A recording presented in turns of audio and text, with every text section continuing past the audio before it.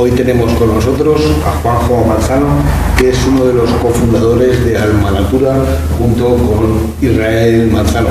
Cuéntanos, Juanjo, ¿cómo nace la iniciativa de Alma Natura? Bueno, pues la iniciativa nace por allá por el 97, cuando un grupo de jóvenes que nos rebelábamos ante la situación de tener que irnos a buscar trabajo a la ciudad, pues nos quedamos en nuestro pueblo montando una asociación al principio, hasta que luego acabamos convirtiéndonos en una empresa social.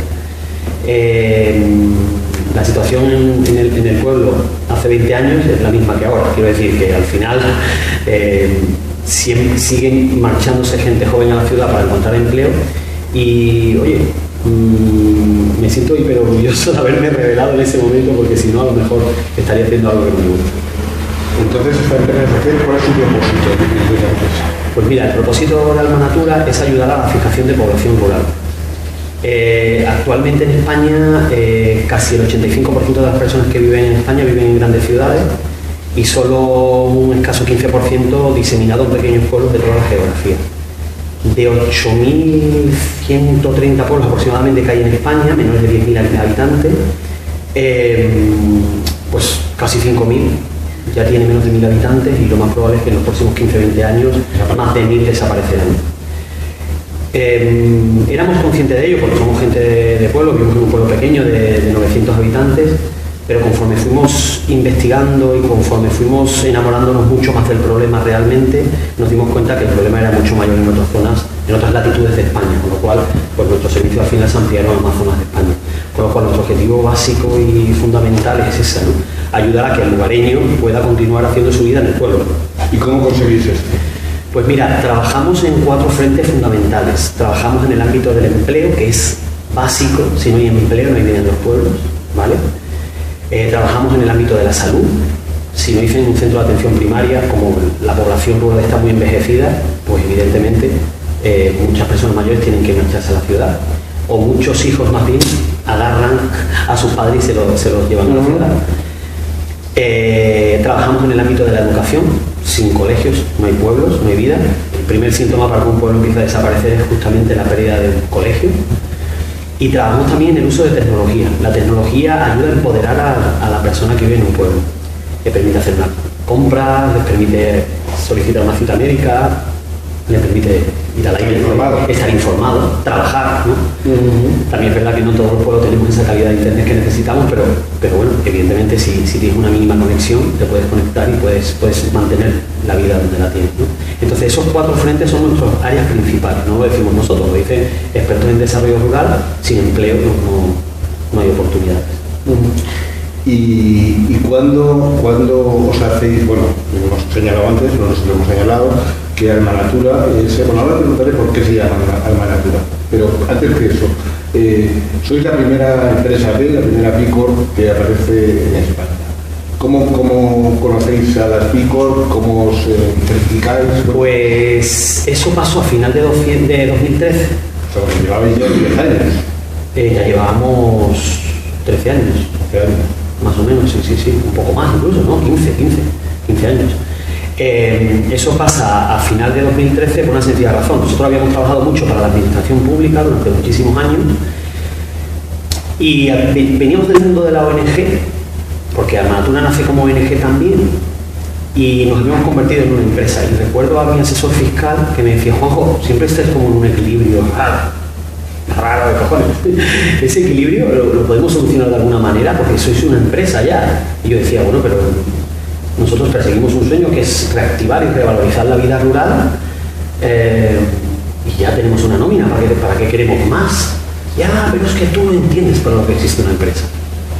Entonces yo me he quedado, bueno, vale, existe para ganar dinero, pero entonces me olvido de todo tal. Tus ideales. Sí, te olvidas. O montas una fundación o una ONG y ya tiras. Y entonces estábamos muy desconformes. Y pensamos, ¿existirá algo en el mundo que, dando respuesta a una problemática concreta y solo como consecuencia de ello nosotros pudiéramos ganar dinero? Porque evidentemente cuando voy a la panadería no me preguntan si soy B Corp. No está claro. Entonces, ¿existirá algo en el mundo que legitime nuestra acción? Es decir, ¿existirá algo que, una vez dando una respuesta legítima y real, nosotros nos podamos ganar la vida? Y bicheando, descubrimos a la gente de Chain aquí en España. Sí. Paco Polo, o Paco. Sí, Paco. y les conocimos porque ellos son Picor, pero es una filial americana. Entonces, pues les descubrimos, pues por eso descubrimos el certificado, bicheamos un poquito más, nos fuimos a Latinoamérica y Estados Unidos y al final descubrimos que esto ya lo había pensado alguien antes que nosotros, ¿no? Y entonces dijimos, pues me siento que formo parte de algo y me siento que he llegado a casa de alguien, porque ¿sabes qué pasa? Yo dije que cuando íbamos a las asociaciones de empresarios nos decían que éramos una ONG, y cuando íbamos a las asociaciones de ONG, entonces nos sentíamos muy mal y llegar a casa de alguien donde te entiende, pues joder, duermes más tranquilo por la noche. Era como, joder, porque no estoy tan... Me hubiera gustado conocer eso cuando yo tenía el sector 3. Claro. Era parecido, ¿no? La definición del diccionario de la Real Academia Española dice empresa, acción ardua y dificultosa que valerosamente se comienza. O sea, que eso vale para ONG y para la empresa, vale para todo en la vida, también para tener hijos. Por eso los valores de... Bueno, ¿por qué se llama Almanatura? Bueno, Almanatura nace como una empresa de dinamización en el medio natural, donde hacíamos trabajo con lugareños, con gente del propio... gente autóctona, que, bueno, a través de experiencias singulares, por ejemplo, te enseñaban a hacer queso. Entonces, para nosotros, yo soy bastante intenso, se notará, y esa intensidad yo creo que la transmitíamos en todo.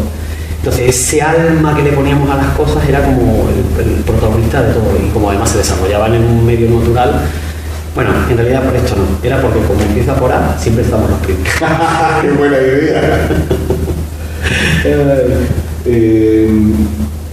¿Cómo trabajas?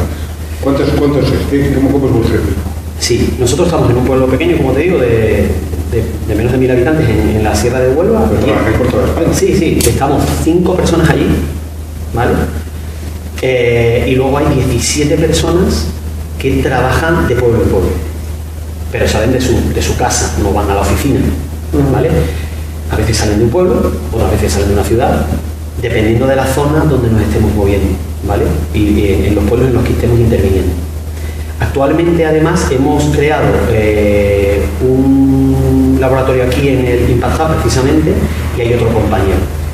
Entonces, pues ya estamos una piara, como decía mi padre, estamos ya de 20 y tantos. ¿Y cómo trabajamos? Pues hay... ¿Con instituciones públicas? Sí, el trabajo que hacemos es una alianza público-privada. Yo he aprendido mucho de nuestro amigo Víctor Viñuales, y una de las cosas que aprendí fue, Juanjo, que la calle esté limpia, si cada uno barre su cera, pues que así la acera quedará limpia, ¿no? Pues eso estamos desarrollando. La metodología es muy sencilla, que cada uno barra su parte de la acera para que la calle al final esté limpia. ¿Eso qué significa?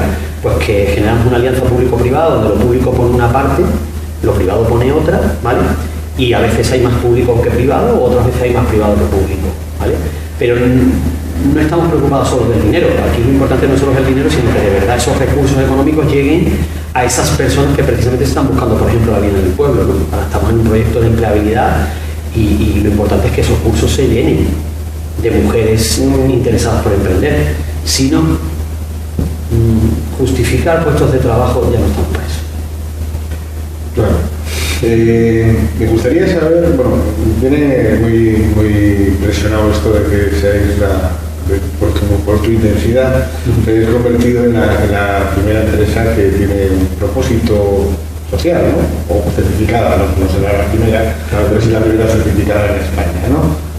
¿Cómo surge el movimiento B Corp en España? ¿Vosotros empezáis a promocionarlo? En diciembre de 2013 somos los primeros y los únicos. Ser los primeros y los únicos es guay, pero es una mierda. O sea, básicamente eso es lo que estaba pasando en diciembre de 2013. Es verdad que muchas universidades empezaron a llamarnos, salimos en varios artículos de prensa, y entonces sí que es verdad que mucha gente empezó a interesarse. Ese interés llegó hasta los primeros meses de 2014, donde se generaron varios encuentros aquí en Madrid, Córdoba, Sevilla y Barcelona, con la primera gente interesada sobre el movimiento B Corp. No para certificar, sino simplemente para contar esto de qué va, ¿vale? En una de las primeras charlas en Barcelona vino una empresa de Chile, Triciclos, Gonzalo, que nos habló mucho de cómo ellos de alguna manera cofundaron y crearon el modelo de empresas B allí en Latinoamérica. Y a mí me flipó. O sea, yo quedé absolutamente enamorado de la idea y me sentí muy en casa de alguien donde me entendía, como decía antes, ¿no? Entonces, pues recuerdo que grabé a Gonzalo y lo fui escuchando en el avión como no sé cuántas veces hasta que llegué a Huelva, ¿no? Y cuando llegué a casa les dije, ya somos B Corp. Ya nos habíamos certificado en 2013, pero esto del B Corp va un poquito más allá de lo que pensábamos. Eso no es solo un certificado y esto requiere que de verdad desde dentro hacia afuera la organización se crea que esto sirve para algo. Y empezamos a tomar medidas. Por ejemplo, un ejemplo de medida que nos mejoró la puntuación, igualdad salarial, que todo el mundo cobrase como por igual en la organización, ¿no? O que el propósito estuviera por encima de los intereses. Esto de la puntuación. Hay diferentes puntuaciones según las empresas. Claro, para ser certificado tienes que conseguir una puntuación mínima de 80 puntos. ¿Cómo se obtienen esos puntos? Esos puntos vas a pasar por una serie de líneas, como pueden ser gobernanza, relación con la comunidad, proveedores, propósito. Si lo que dices que haces es justamente lo que haces y no lo usas solo como un escaparate, ¿vale? Entonces, en función de eso, vas a subir o vas a bajar. ¿Vale? La certificación es cada 2 años, aunque puedes tener certificaciones intermedias, nosotros justamente ahora tenemos una, y eso exige que toda la organización, como decía, esté bien alineada con ese propósito. ¿Y cuáles son los puntos máximos que se pueden lograr? 200 puntos es lo máximo. ¿Lo mínimo? Lo mínimo 80 para poder ser certificado, y la media de puntuación a nivel mundial son entre 90 a 100 puntos aproximadamente. ¿En España? En España, nosotros junto con Cuento de Luz creo que tenemos la mejor puntuación, que está en torno a 130 aproximadamente. Y bueno, como te decía, eso, ¿no? Al final, para nosotros es clave el tema del propósito. O sea, ¿es el propósito una moda? Es como la responsabilidad social que está de moda. Me ha gustado mucho eso que has dicho, de que el propósito realmente coincide con el propósito. que no es coherente. Que no es marketing. Claro. ¿Cómo se verifica eso? Primero, ponerlo como primer denominador. Es decir, que de verdad se atienda a lo que estás contando que se atiende. Nosotros, supuestamente por notario, para ser certificado B Corp, hemos pasado por un notario para explicarle a ese notario que quede por escrito que efectivamente, si nuestra empresa es vendida en un futuro y hay otros accionistas, se sigan dedicando a lo que nosotros estamos diciendo que Alma Natura hace. O sea, que tiene que estar en los estatutos. Tiene que estar en los estatutos, efectivamente. Entonces, el propósito es como el motor, es lo que mueve toda la organización, y en base al propósito se toman decisiones. Si el propósito es fijar población rural y un trabajador nuestro está en el Alto Aragón a las 10 de la noche y hay un señor o una señora que está montando un negocio en el pueblo y le está demandando más tiempo, según propósito, nuestro trabajador debería de estar allí un poquito de más tiempo, ¿no? Según una estructura de empresa más tradicional, a las 6 nos vamos. Porque además, si me quedo más tiempo, pues ya me tiene que meter dietas, me tienen que meter a lo mejor el alojamiento en ese pueblo perdido, etcétera, etcétera. Ya, pero entonces no está como primer denominador el propósito, está generar el beneficio económico como primer denominador. Pero fíjate lo curioso de todo esto, que cuando tú pones el propósito como primer denominador, justamente se genera una legitimidad sobre tu trabajo porque estás concentrado en dar resultados, que es lo que no ha pasado durante un montón de tiempo en la empresa más tradicional. ¿Por qué? Porque se toman decisiones en base al dinero. ¿Y qué acaba pasando? Pues que al final probablemente acabarás en ese cuello de botella. O por lo menos esa es nuestra experiencia, porque nosotros justamente cuando nos hemos enfocado a propósito es cuando más ha facturado la empresa.